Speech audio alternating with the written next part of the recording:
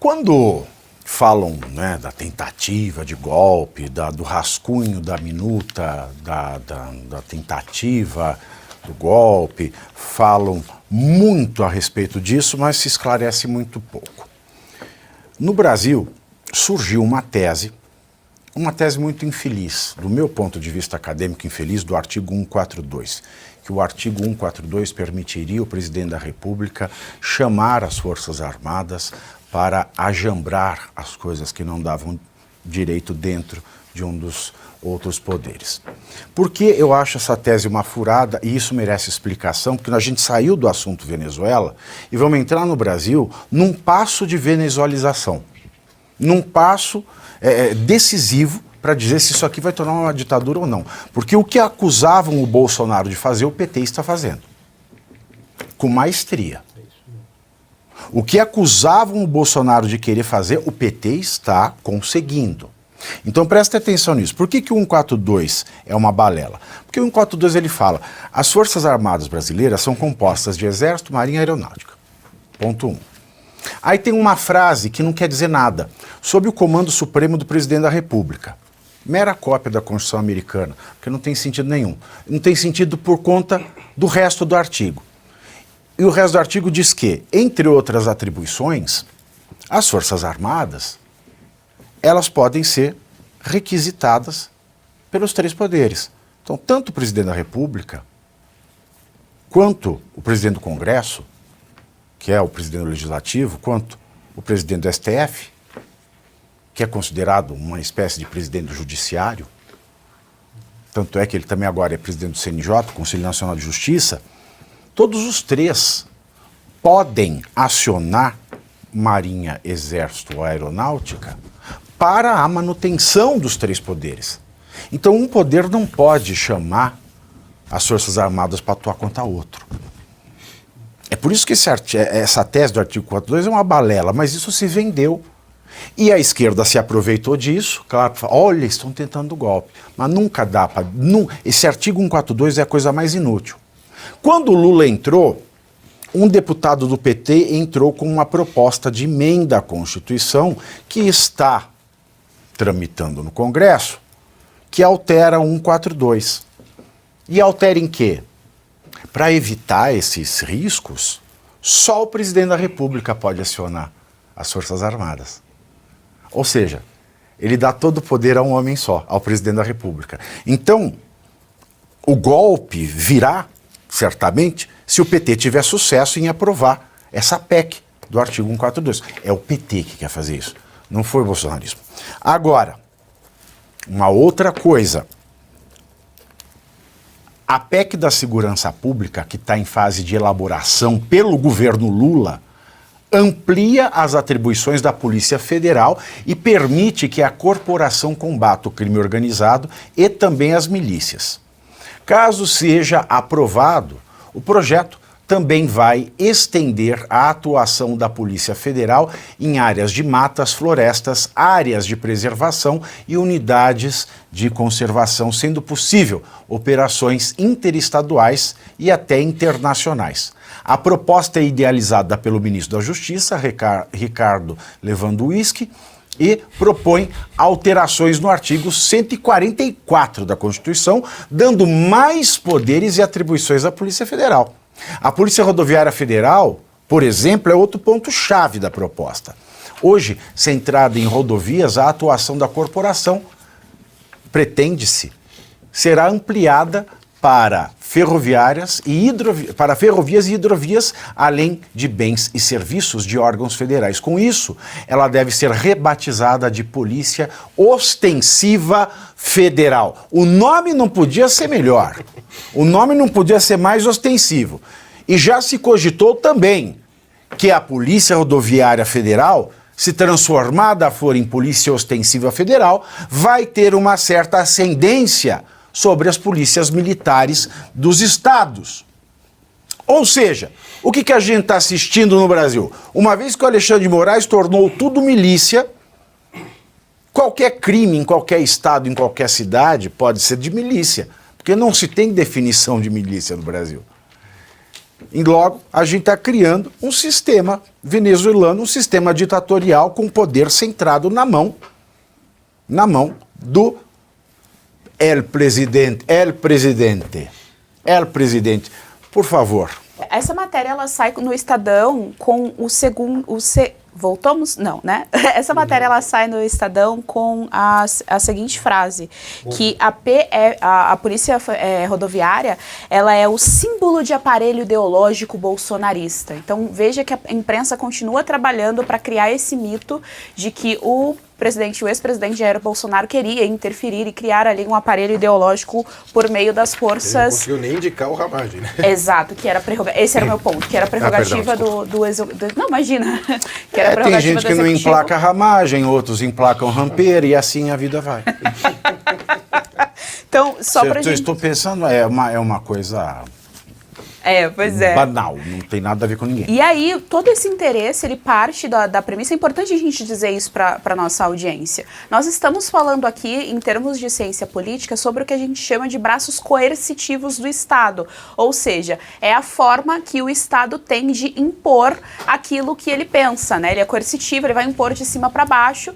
E aí, a máquina estatal, ela precisa desse braço para criar ditaduras, essa que é a verdade. Ao mesmo tempo, a gente precisa lembrar que existe aí aquele formulário na Polícia Rodoviária para saber qual que é o campo ideológico dos membros da polícia, se ele se identifica como extrema-direita, extrema-esquerda e tal. Então a gente está vendo mais ainda aparelhamento ideológico em cima de um braço coercitivo da máquina estatal.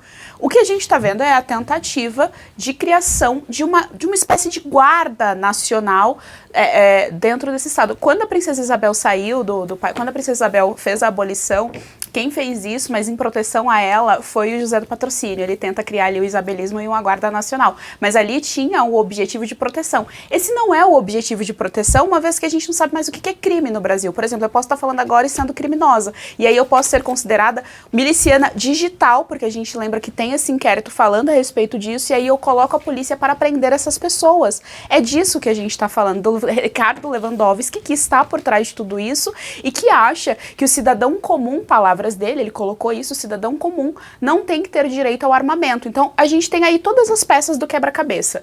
O cidadão não pode ter o direito à legítima defesa, ou seja, eu não estou só vulnerável ao crime dos criminosos ali, né, da bandidagem. Eu estou vulnerável também à própria máquina estatal, se ela quiser impor alguma coisa em cima de mim. É isso que é feito em toda a ditadura, é isso que foi feito, por exemplo, no período nazista. Eu tenho ministros que se colocam acima da população como pessoas especiais, mesmo como pessoas, entidades. E aí a gente pode colocar aqui o nome do Alexandre de Moraes. Se eu fosse entidade, eu processava você.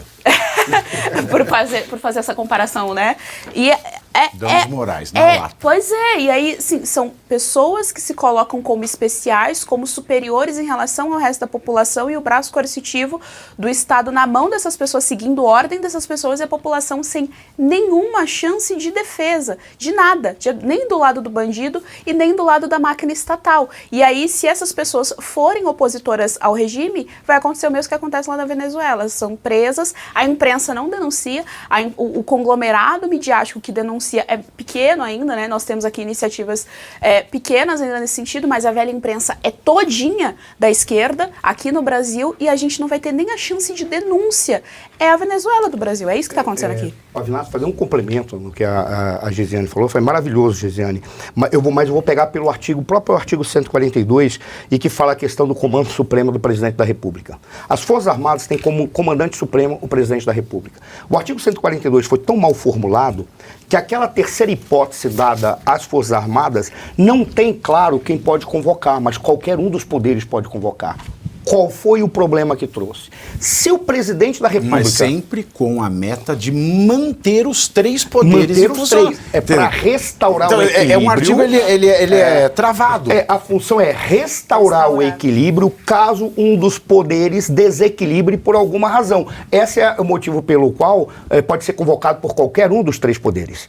Não precisa ser os três poderes juntos, mas como é que se faz? O problema é, como é que você faz a convocação? Qual é o grande problema que trouxe? Se qualquer um dos poderes pode fazer e o presidente da República é o comandante supremo, então só ele é que pode convocar. Era essa a grande dúvida. O Ives Gandra, por exemplo, fez uma interpretação em que ele dizia, não, a interpretação pode ser dada às próprias Forças Armadas, pelo comandante das Forças Armadas, não precisa ser o comandante supremo, mas, por exemplo, o chefe do Estado-Maior-Geral, que seria aquele que comandaria as Forças Armadas como um todo. Então ficou uma coisa nebulosa, mas olha a jogada que eles fazem para criar um Estado totalitário realmente bem configurado. Você tem a Polícia Rodoviária Federal, que vai ser chamada Polícia Ostensiva Federal. Qual é o objetivo disso? Acabar com a capacidade das polícias militares estaduais. Porque a segurança pública, a parte ostensiva, cabe às polícias militares, que são militares porque é dado a elas um treinamento bélico para defender o Estado no caso dele ser invadido, por exemplo, por outros estados, caso ocorra uma crise no país e uma fragmentação na federação. Por isso que as polícias militares, elas são treinadas para o combate urbano de uma maneira que nem o exército é. E sabe o que é engraçado, professor? Que o Código Penal brasileiro, ele fala que é um crime contra a democracia tomar parte do território do Estado um grupo estrangeiro. Mas ele não fala tomar parte do território facção criminosa. Não, não fala isso. Essa parte o legislador esqueceu em 2019.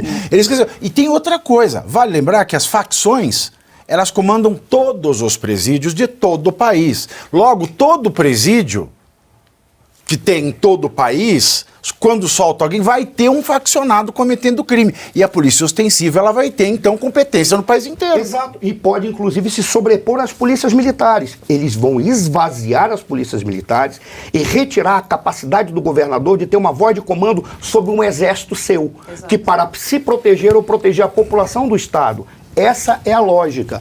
Quando eles trazem a ideia de uma polícia federal para fazer aquilo que já se espera que a Polícia Federal faça, que ela tenha atribuições que percorram, desde que sejam para determinados crimes específicos, que é considerado crime para ser confrontado pela Polícia Federal, e não pelas polícias ostensivas, que são as polícias estaduais. Mas eles querem dar, na realidade, uma possibilidade de a Polícia Federal ser a coordenadora de todas as polícias, civis e militares dos estados. Que, por sua vez, é coordenada pelo Ministro da Justiça, que é coordenado pelo Presidente da República. Qual foi a alteração do deputado, que você falou do artigo 142, como é que é o nome dele? Eu esqueci o nome desse deputado, mas ele é do PT. Olha, tá? E agora, essa PEC da segurança pública, ela versa sobre o 144. Viu como as peças, como a Geisiane falou, começam a se organizar no quebra-cabeça?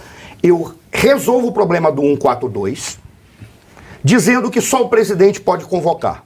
Ok. Carlos Zaratini é o do 142. Só o presidente pode convocar as Forças Armadas. Só que eles criam uma polícia rodoviária, que é uma polícia ostensiva federal, dão à Polícia Federal o controle sobre as polícias militares e eles esvaziam a capacidade de interpretação e execução ou de independência ou autonomia, o que quer dizer, do Exército. Fica lá, que é decorativo. Ponto. Agora, a função só para concluir uma coisa, quando a Geisiane trouxe da Guarda Nacional, a Guarda Nacional ela foi criada em 1831, no Brasil.